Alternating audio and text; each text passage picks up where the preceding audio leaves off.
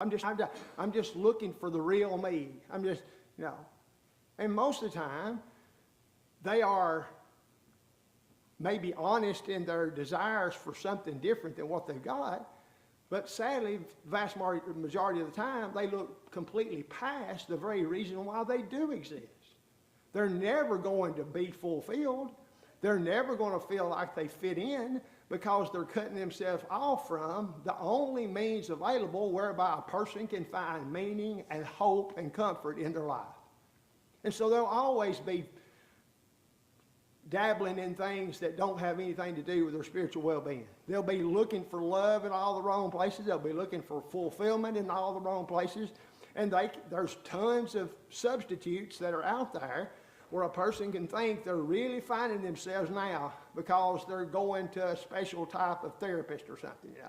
And now they're understanding things more clearly now.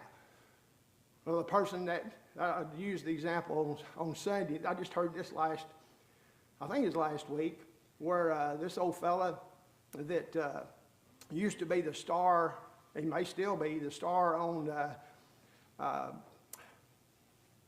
well, can't even remember the name of the show now. Anyhow, this guy's 51 years old, and he just now realized he's pansexual. And so now, after all these years, he realizes that his attraction is always on the move, you know. He might be attracted to a man today and a woman tomorrow, or who knows what he's attracted to. He's just attracted to anything. He just loves everybody. And he's just now found out this is what he is at 51 years old, and now he's exploring all the opportunities that are available for him now that he's actually found out what he is.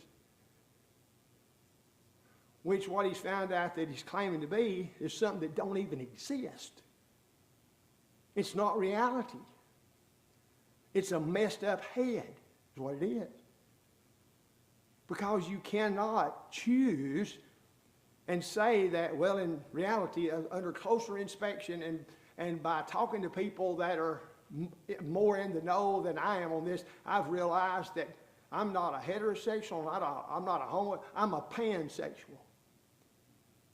And then everybody applauds what a wonderful declaration that this individual made when he said something that absolutely has no reality attached to it at all. It's a farce. It's fake. It's phony. Reality has the unique ability to wake up people who have their eyes and their ears open. And sadly, in cases like that, then there's multitudes and multitudes of individuals who are going to help that person go further and further into his deliriums and thinking that something can be when it can't be. And we cannot aid and abet such mentality as that in the absence of common sense and reality. You know, it all boils down to truth. Truth. How would you define, just in a general way, how would you define the word truth? What would be a synonym of truth? Reality. That which is actual. That which is real. Not imagined, not fairy tale like, but that which is true. And what we have in our world today is an attack on truth in its entirety. Because it's as if there is no such thing as absolute truth. And some would even go so far as to say is that they know that there's no such thing as absolute truth. Which, of course, is contradictory because they're claiming something that they say doesn't exist. They're claiming they know something can't be known. Well, that's contradictory. You hang yourself with your own self-invented philosophy and rope, and that's exactly what happens in that mentality as well. The truth remains the truth regardless of whether you're living in the United States of America or anywhere else in the world, or whether you live 100 years ago or you live 100 years in the future. The truth doesn't change to accommodate people's foolish concepts and ideas. It stays the truth. A man is a man and a woman is a woman. And God's design is man to be married to a woman, and that be for life, with only one exception, Matthew chapter 19:9, except it be for fornication. That's not going to change if the whole world says, well, we all want to be pansexuals, or we all want to be two-spirit, Or we all want all this silly mess, which identifies people based upon their sexual preference. I don't care about your sexual preference. And I'm certainly not going to affirm that which is contrary to truth. So we've got that. And the only answer that would suffice in getting people out of the predicament they're in when they take positions like that is the truth of the gospel, which applies directly to mankind in its totality, wherever he might find himself. And what he says here is that by God's mercies extended our way, then it's possible for us to, possessing the right attitude, we can use what sometimes is not used as it should be, and that is the mind. It's the mind. So you look here, be not conformed to this world, but be ye transformed by the renewing of your mind. How do you renew a mind? How can a mind be renewed? There's got to be some information, hasn't there? Does there have to be some type of communication, some type of educational process in order for a mind to be changed in the way it views things? Well, of course. And obviously, from the example that he's given in these previous chapters, he's expecting first century Christians to realize that this is the only life they got. And in this only life they've got to give themselves totally, body and soul, they got to give themselves totally to God. And when they do that, they'll be demonstrating this renewed mind aspect, which will prove this is the way you're supposed to live. And he goes on and says that this is your reasonable service. In other words, it simply makes sense. It falls in line with common sense to realize that if God would do all this for me, then surely I could put my best foot forward and do for him. Surely I could do that. With heaven in the balance, then that's exactly what I want to happen. And then he uses that term, of course, the word transformed, that comes from the Greek word metamorphosis, which just so happened. Has anybody seen any big old caterpillars lately? They've eaten up every one of my pin oaks for some reason. Well, I'm ready for them silly caterpillars to turn into butterflies and quit killing my pin oaks, what I'm wanting to happen. But that old slimy, wormy type thing that if you step on it, it's got a little bit of a green, a little bit of yellow tinge to it, when you stomp it on the concrete, Now, when that turns into a butterfly, there's a tremendous change that's taking place in that particular insect. It's gone from being one thing to something else, which some would say gone from being ugly to being pretty. No, that's the idea here. If a person is allowing himself to be conformed to the image of God's dear Son and not conformed to the world, then that makes sense. That's the way it's supposed to work. But this transformation only takes place when a person is willing to allow the transformation to take place in his life. It's not some overwhelming influence that causes something to happen without the individual's control. No, it's free moral agency simply being put to the test to do what God intended for those individuals to do, which would be all of us as well. So think about, I think we stopped with number 9. We'll answer it before we go any further. The last one on the bottom of the page there. What is the result when this happens? When a child of God is not conformed to the world, but is transformed from it. He will, by his life, do what? He'll demonstrate what it means to glorify God. His mind is being tempered by what God says do. That's what he wants to do.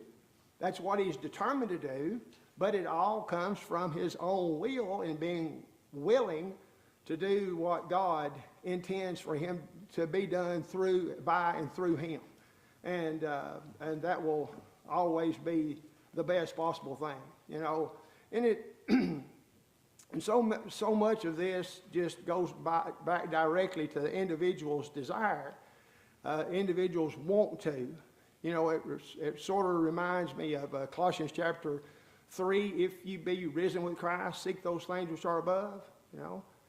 And there, the question asked is not if you've been, it's since you've been raised with Christ, since you have become a Christian, since you were raised from the water of grace baptism to walk in newness of life, then you're seeking those things which are above and not on things on the earth.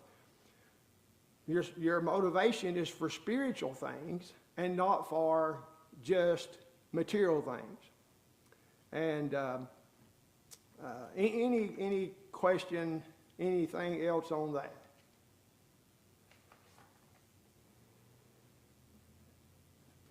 All right. And always remember that the point that it took me a long time to cue into when it comes to does God want us to be conformed? Sure. But he wants us to be conformed to the image of his dear son, not conformed to the world. And how does that come? And think about how that comes about. How is a person, what is the operating factor in a person conforming to the world?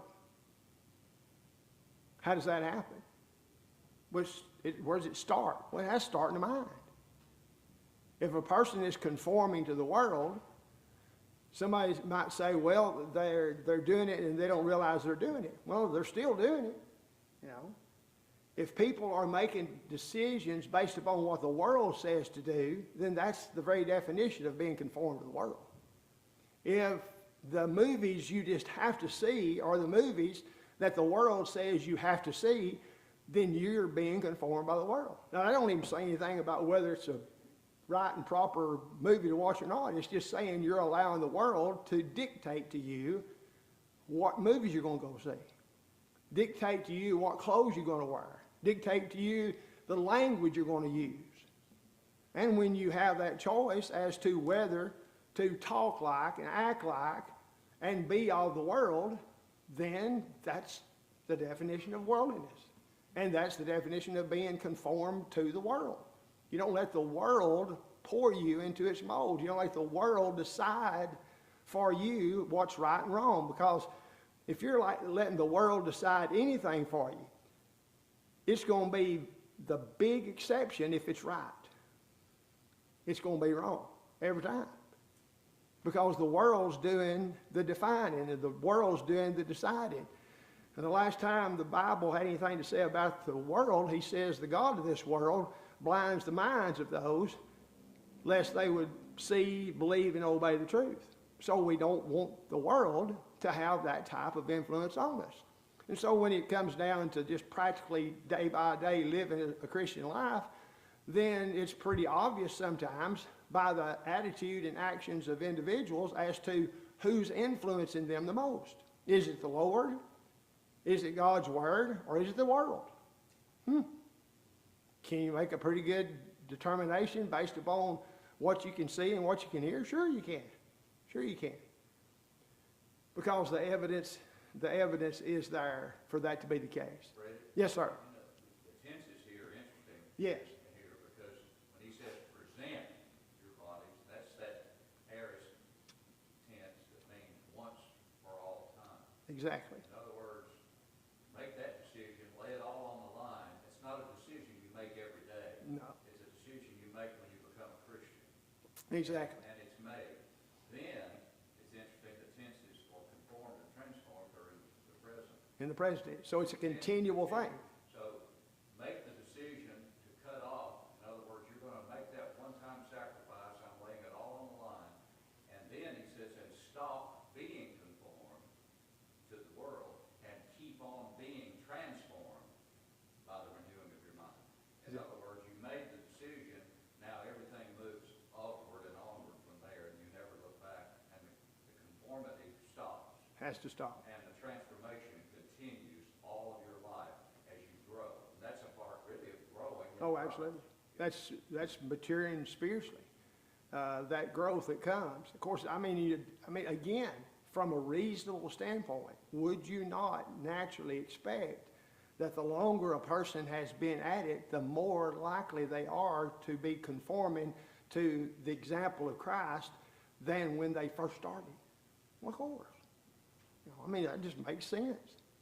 If you're patterning your behavior in some other area of life, then the more you're at it, the better you are at it. Yes? When I was working in therapy, the term we use is garbage in and garbage out. Yeah, The more garbage you take in, the more garbage you're going to spit out. And a lot of people just don't realize that when they're watching TV or whatever.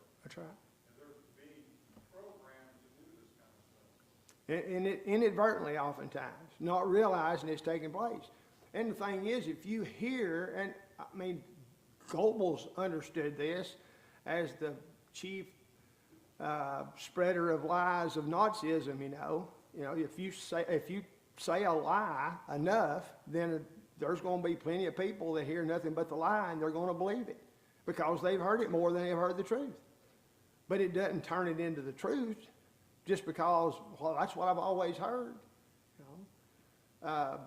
That attitude, well, I've never heard anything like that before. Well, what does that prove? Even if that's a true statement, that does not say anything about the veracity of what you heard. You're just testifying that if you're got a decent memory, you've never heard the truth on that before. It doesn't question the truth just because you've never heard it before. There's a whole lot of stuff I ain't never heard before. But that doesn't have a determination as to whether it's right or not.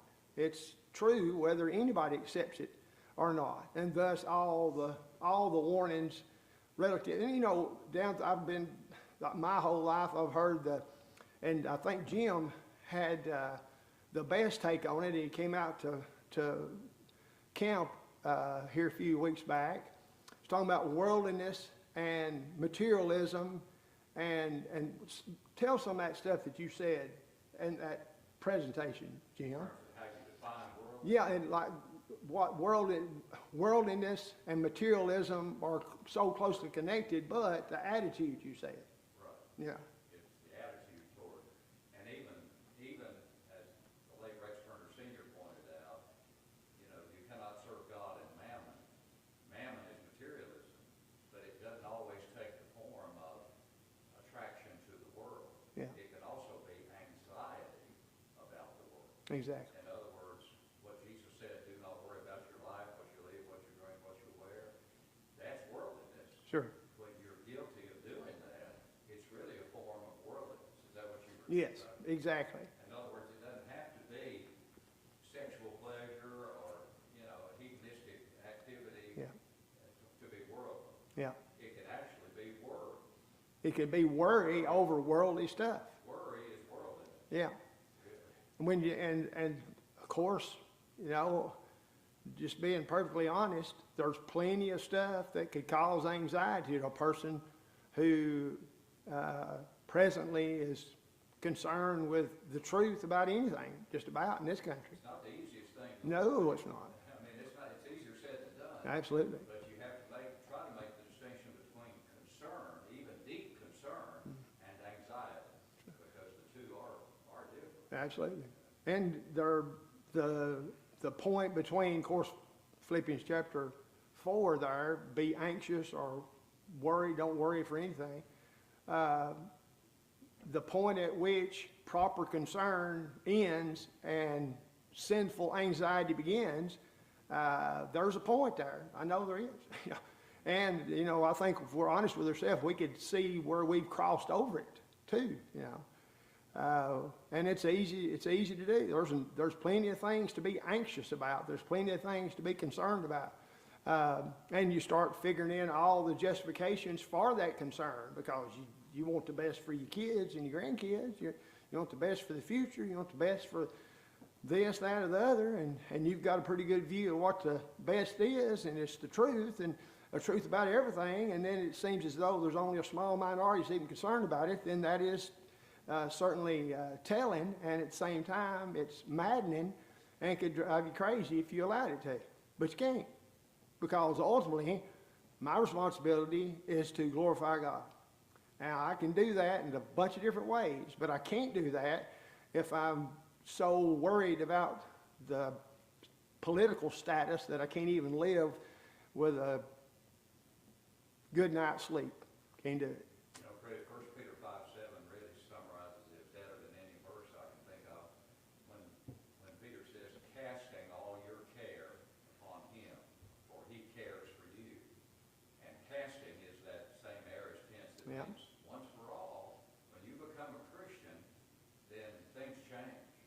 Oh, yeah. Things change. And what changes? Anxiety Yeah. changes. Casting all your care, and that word is for anxiety. Mhm. You can cast it all on him. Why? Because he cares, and that's a different word for cares, meaning genuine concern for you. Because he cares, and that's not that aorist tense, that's present, which means he keeps on caring. He always will, always has. So you can lay your anxieties at the foot of the cross, so to speak, because the one who died there will never stop caring That's for right. you. And if we can get that, if we can really apply that, it changes everything. Oh, yeah, absolutely. That changes, gives you a whole different perspective. Because there's just, and the tendency on the part of so many of us is to think, and of course it could be built into this next concept here in chapter 12, is that we have some unique ability to fix stuff, you know. And if I could just be in charge for a few minutes, I could fix it. And that's the only problem with that is you can know the way to fix a whole bunch of stuff, but unless everybody's willing to follow the fixing, then it ain't gonna get fixed. You know, you can't do it by yourself. Even if you're dead on what needs to be fixed, it still can't happen just by seeing it's the way that it ought to be. There has to be instrumentality in the part of people who are willing to put themselves to the task too. But there's never going to be, that's one of the reasons why heaven is so attractive, is we won't have to worry about stuff like this in heaven, you know. It'll be a thing of the past and nothing for us to be concerned about. Anything else? All right, this next little section, beginning at verse 3. For through the grace of God given unto me, to every man that is among you, not to think of himself more highly than he ought to think, but to think soberly, according as God hath dealt to every man the measure of faith. Okay, so when he identifies here, he says as an apostle, he's speaking on behalf here of this favored position that mankind should be in, and recognizing, is there good self-worth that a person should possess about himself? Should a person look upon himself as being worth something? Well, sure, you know. And what is it about an individual that is looked upon as being worth something? The soul, the ultimate arriving somewhere of the soul. And so, obviously there has to be, remember from the example in Matthew chapter 22, when the lawyer came to Jesus and, of course, tempted him and saying, what is the great commandment in here? What is the great commandment?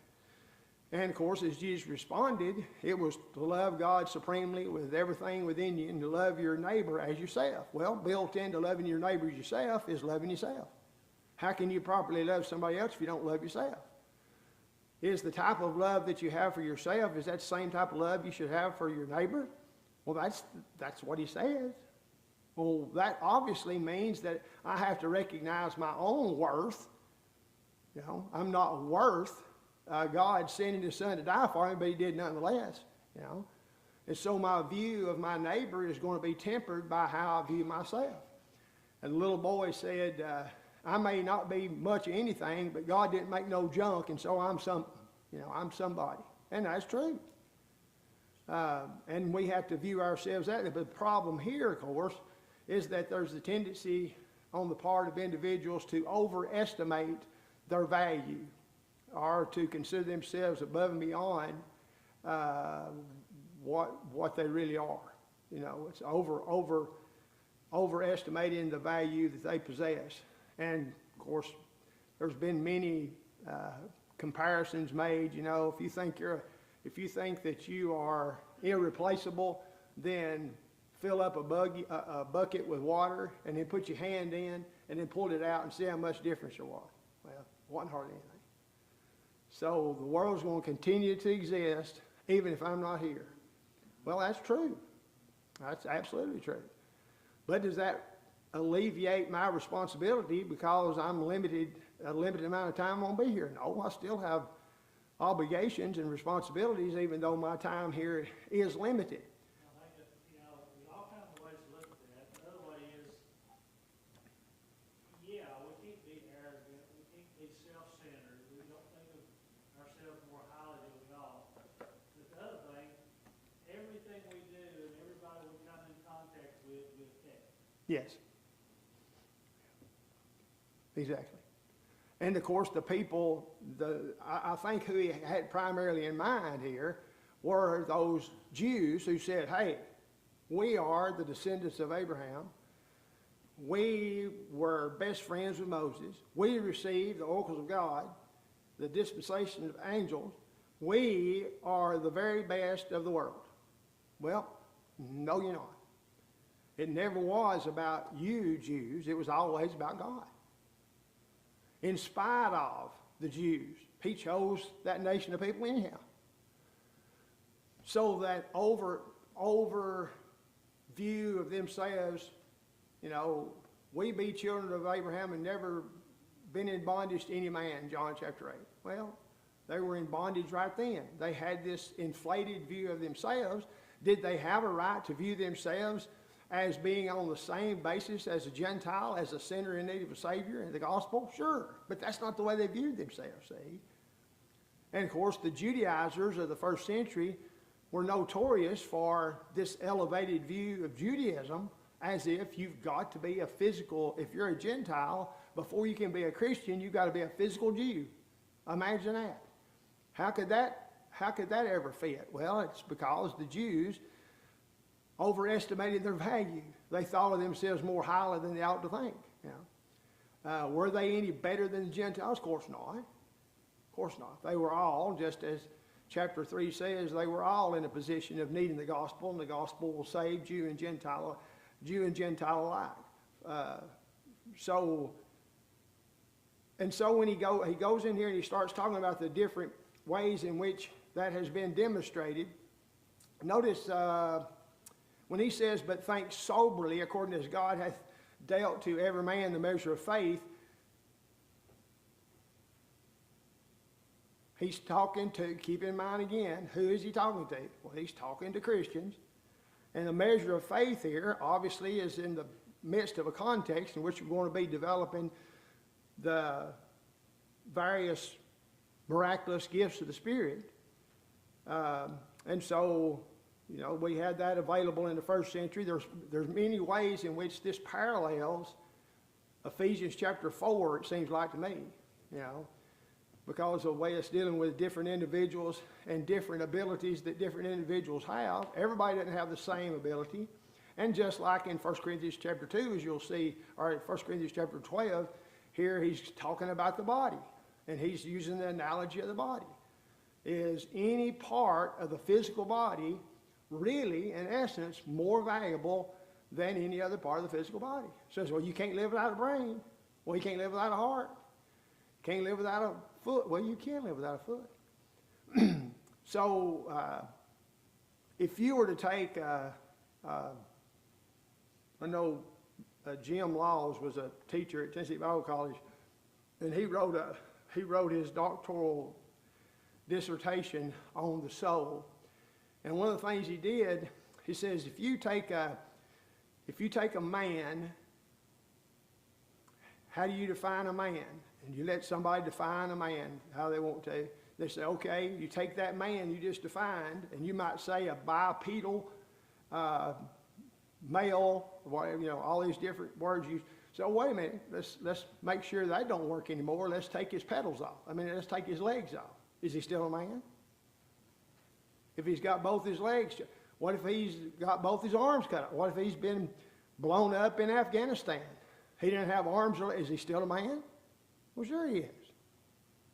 Well, what makes him a man? Well, obviously it's not 2 legs and 2 arms, because you done took them away, but he's still a man. And so the essence of the individual, obviously, is the soul, that which will be somewhere forever. And very, something you don't just think about, but if you're writing a doctoral dissertation, I guess you do think about stuff like that. So, understanding that as limited as I am, with all the failings of humanity that continues to get worse and worse, still a human being possesses that which heaven was willing to send the very best heaven had to offer to die for, even with all those limitations. Such a noble and wonderful thing to contemplate by way of motivation, for sure.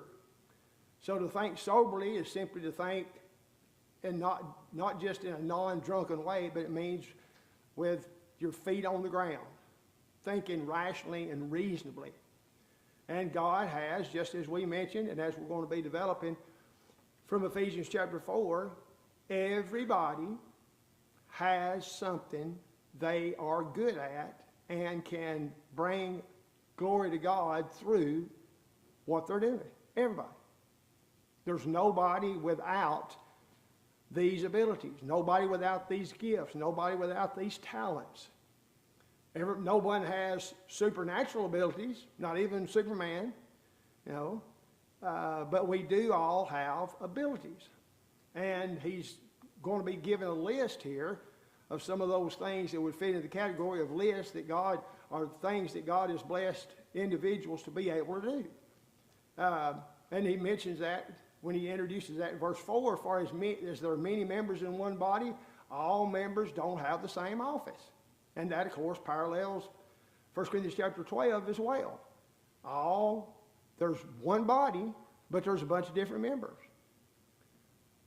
The overriding principle of one body and the individuals making up that body, used in other instances as you see terminology like lively stones in 1 Peter chapter 2, and a part of this superstructure of the church, you've got living stones, which are individual Christians, Jesus Christ, the chief cornerstone, that makes up the whole building, spiritually speaking, of course. And you're dependent upon each one. If you got a foundation, you got 2 or 3 bottom stones that are absent, then the wind gets up, it might be suspect. There's a reason why you've got a foundation under a building. And that illustration we can see carried out as well here. From this example as well, there's two different wrong ways to view oneself when it comes to participation in the one body. It's the feeling of inferiority or the feeling of superiority. Neither one of them is acceptable. Some people think it's some type of noble attitude to say, well, I can't do anything. I'm just worthless. I can't do. That's a feeling of inferiority, an inferiority complex, and that's wrong. You can't have a complex like that when it comes to the working of the body as a whole. Every member of the body is essential for the betterment of the whole. And you cannot speak down or talk down to the abilities that you can possess that add to and see to the body accomplishing what it is God designed for it to accomplish. And then, of course, the feeling of superiority. Well, I'm glad I'm not some unnecessary, I'm glad I'm not the appendix in the body of Christ, you know. Well, the appendix, I found this out when Dennis Rogers had a appendectomy when he was in college, is he always chewed his fingernails. And lo and behold, guess what his old appendix was doing? It was filtering out those fingernails until it was so full of fingernails that it ruptured on him and he ended up having to have surgery. So there was a role to be played by that old sorry appendix. Imagine that. Well, I wouldn't want to be an appendix. Well, the appendix being messed up could kill the whole body. So you got to be concerned even with those somewhat looked upon as inferior body parts. They are essential to the whole too. And Dennis learned that, and I did too, and I remembered it. That's a pretty good example, Chad. You know where at the youth meeting about everybody being the same size. We don't have small, medium, and large. Everybody's medium.